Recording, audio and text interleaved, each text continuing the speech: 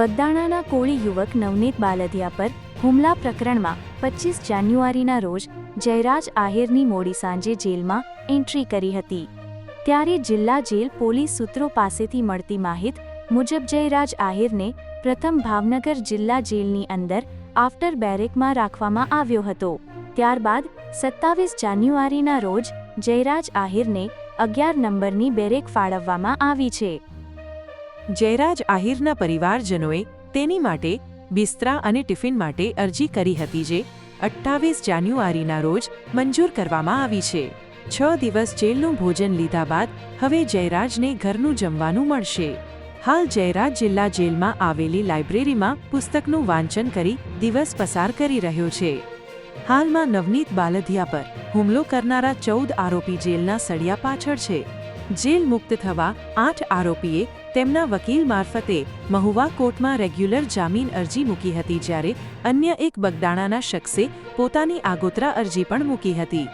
30 જાન્યુઆરીના રોજ મહુવા કોર્ટમાં આ અંગે સુનાવણી હાથ ધરવામાં આવી હતી, જેમાં મહુવા કોર્ટે 8 આરોપીના રેગ્યુલર અને એકના આગોતરા જમીન અનુસંધાને મુદત આપી છે।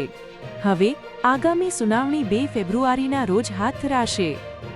હાલ જેલમાં રહેલા 14 આરોપી પૈકી 8 આરોપી રાજુ દેવાયતભાઈ ભમ્મરવીરુ, મધુભાઈ સૈડા આતુ, ઓધડભાઈ ભમ્મર ભાવેશ, ભગવાનભાઈ છેલાણા વિરેન્દ્ર, જેરામભાઈ પરમાર પંકજ, માવજીભાઈ મેરસની ઉર્ફે સતીશ વિજયભાઈ વનાલિયા અને ઉત્તમ ભરતભાઈ બાંભણિયાએ જેલ મુક્ત થવા વકીલ મારફતે મહુવા કોર્ટમાં રેગ્યુલર જામીન અરજી કરી હતી, જ્યારે અન્ય બગદાણા ગામે રહેતા પાતુ ભૂથાભાઈ ભાદરકાએ પોતાના વકીલ મારફતે આગોતરા જામીન અરજી પણ કરી હતી।